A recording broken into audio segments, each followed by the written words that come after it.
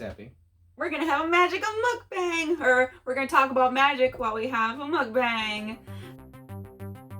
Grab your snacks, get your Indian food because we're having Indian takeout today. Maybe grab some tea. I got some tea. Grab a coffee or some drink of your choice. Whatever you normally have dinner with, right? We'll just chill out and have something to eat together. Thanks for joining us for dinner. Right. Butter chicken and lamb vindaloo for my boy. All the rice we could ever eat. So much rice. I think it'll end up eating. I ate so much rice. I believe this is your butter chicken. I have an eggplant dish that I never can pronounce, but it starts with a B, and it has two words that both start with B. That's this. This is my eggplant dish. Nice.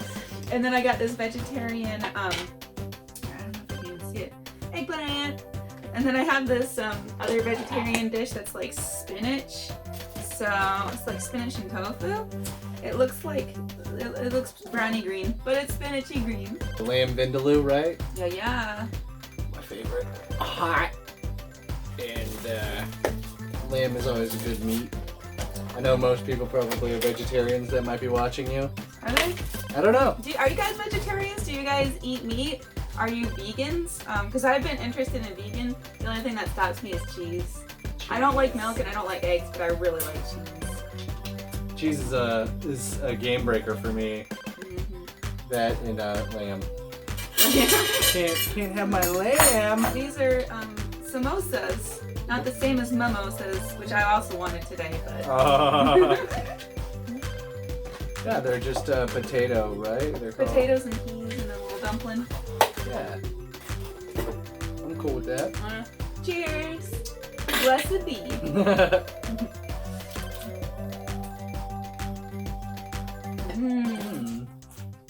Oh, it's got a good spice to it. It's got this green sauce. It's like minty, maybe. I really love it. Oh, fancy trying that chicken.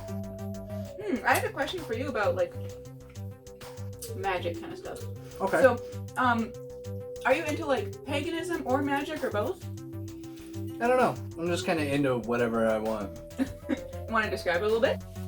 I told you the dream about seeing Thor and things like that. Tell me the dream. If you would.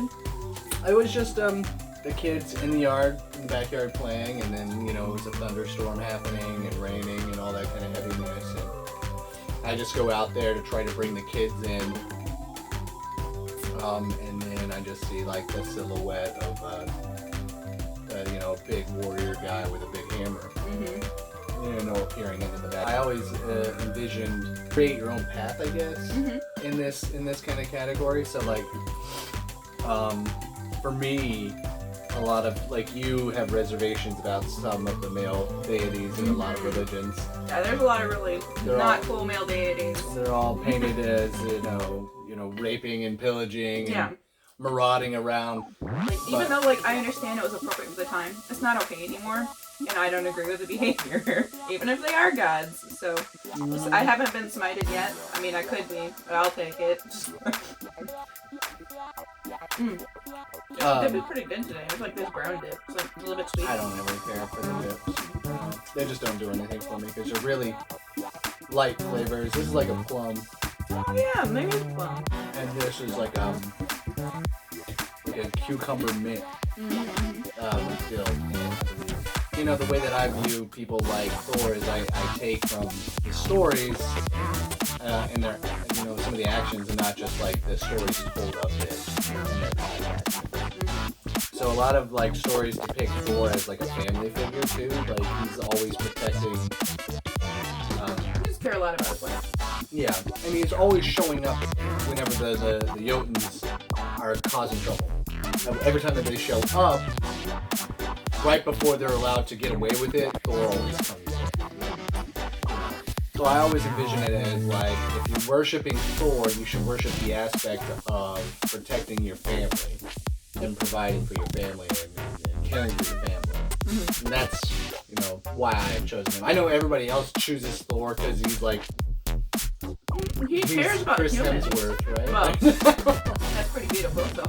But he does care about humans. Not very many of the Norse gods cared at all about humans. That is true. They did not care about that. And I mean, even in the era Thor was considered one of the primary deities to worship. Like, people did worship Odin, but they really liked Thor because he cared about them and was stopping them from death, from the giants killing them. Giants may be other gods. Just more of the gods killing them. Sure. And it's also like more about making sure that you're following or trying to worship the idea of something rather than just it. So like one thing is like, you can always just worship nature because nature has so many different aspects. There's fire, water, earth, and air. But you could just pick like, because I want to worship a father figure, maybe I pick Tim the Toolman Taylor as my deity and do some pop culture worship because he's not a great dad, but he's a dad. So, I want to be Corey's dad from Boy Meets World. That is a good dad. That is he is a really good dad, yeah. He's a good dad. By the way, this is super awesome spinach stuff. Yeah! Super awesome spinach stuff, go! Oh, we got naan. We got so much naan. There's some onion naan. Want some? I have a garlic naan. How do you feel about magic? Like, what is your perception of it? I think there's a lot of psychology to magic. I was about to say, sure. I think that way. Because, like, there's one thing I've been trying out now, and it's, like, the work of positive affirmations. And there's a lot of psychology to, like, honestly, all religions have a psychology, because one thing about paganism and Wiccan and magic is seeing repetition of things, so, like, seeing signs of things over and over. And there's psychology to that, like, trying to brainwash yourself to see things in all religions. I saw this buzzard eating the carcass of this deer on the side of the road, and the carcass was kind of making me sad. But when I saw that buzzard on top, the beauty of the full circle of life was just amazing. It looked so pretty. But then after that, I was like seeing birds of prey more because I had bird of prey in my mind. But is it a sign of the god, or is it just my psychology? It doesn't really matter, because humans inherently love to worship gods as our, like, ever since we became humans, essentially, we've never wanted to be the top. Right. We don't want to be the only thing. We want there to be beyond. Yeah. And we've always done that since we were developing into humans. We've always had, like, burial, right? When I was an atheist, like, I wanted there to be something more because humans inherently want there to be something more. And I knew that anthropologically, it is logical to be religious. What are hands? Eggplant is so good. This vendor was great.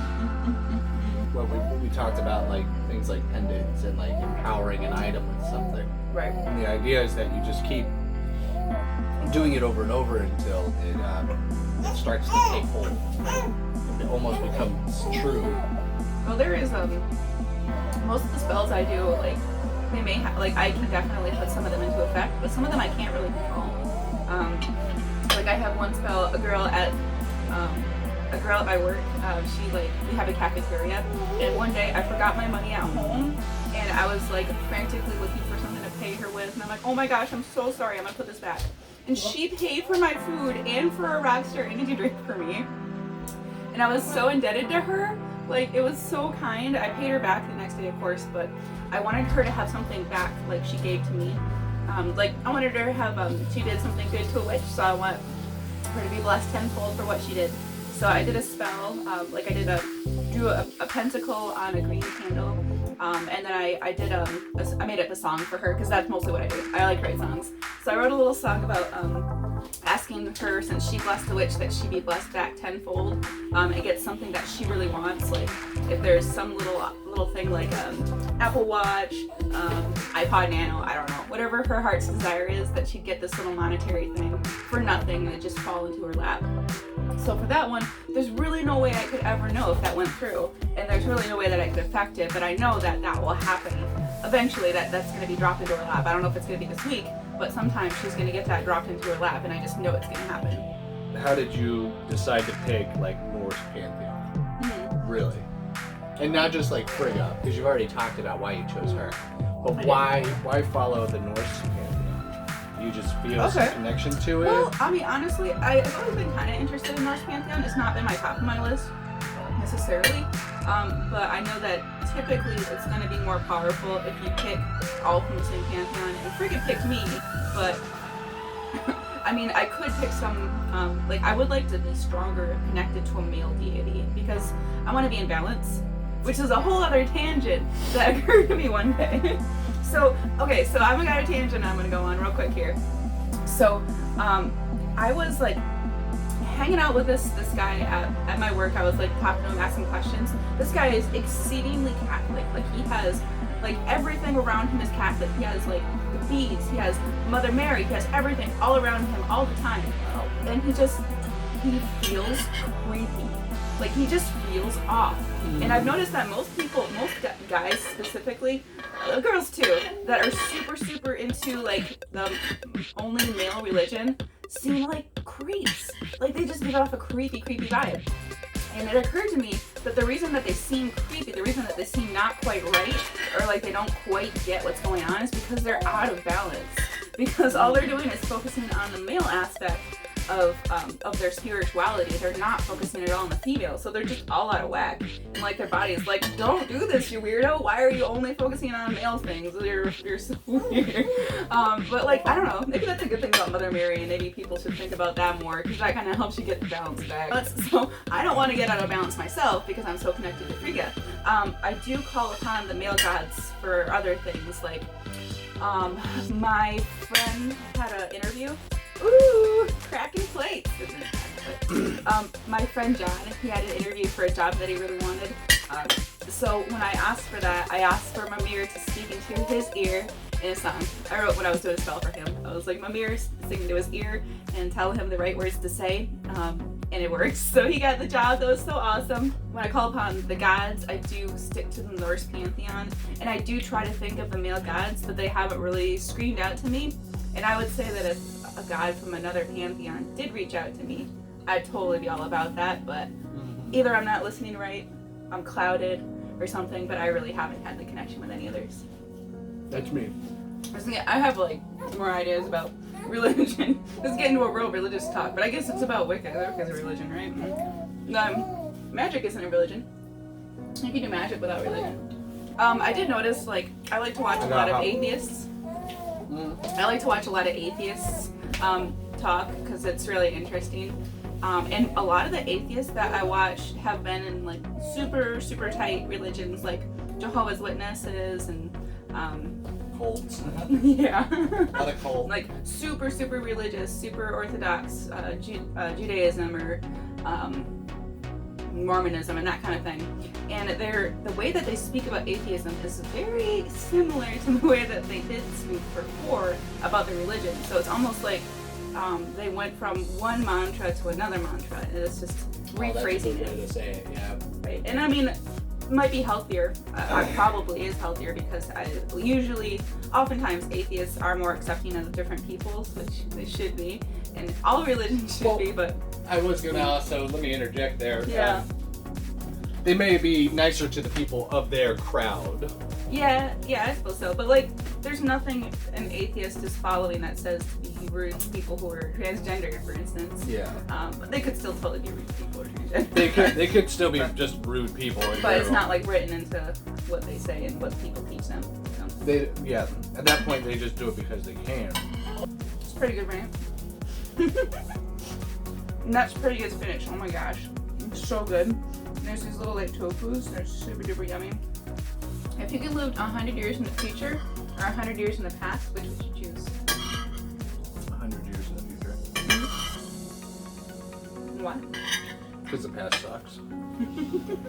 Well, I mean, I watch a lot of people, and I like to watch a lot of like medieval reenactors and historians and stuff like that. Mm-hmm. And people ask that question all the time, like, oh, they do?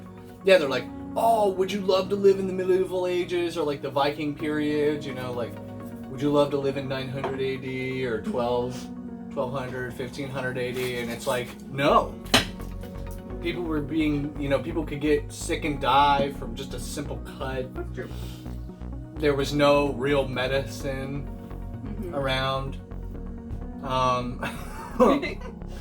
I mean, there was no running water, and starvation was constant, even in like good places, like wealthy places. Well, that's true now too. True, but I mean, like, but yeah, like it could far get, like, more. I mean, like, when you think about the working class now, if you're a working class person, you probably at least have food in your house. But back then, it's like if you were a working class citizen, you probably didn't have food until the harvest season. Oh, I think I'm not talking about 100 years old. No, but even still, even 100 years ago in America, yeah, like it was still really bad. Just before Depression. Mm-hmm. I mean, for like me, a white man, that would be great. It'd be fine for us. But I have friends that I wouldn't be able to be friends with. Probably would have never met them too, even if we all went back in time like that. There's a lot of really special people in my life that I would not have. So 100 years in the future is way better too, because things get advanced. The things that I like now probably got better in the future and more, easier to obtain. Maybe. Or maybe everything got banned. And we all blew ourselves up, and 100 years in the future, it's just Chernobyl 2. That's what I think it's going to be 100 years in the future. Chernobyl 2, World War blow up, nuclear. I think the Earth is going to be more on fire. It's already on fire. The Earth is on fire.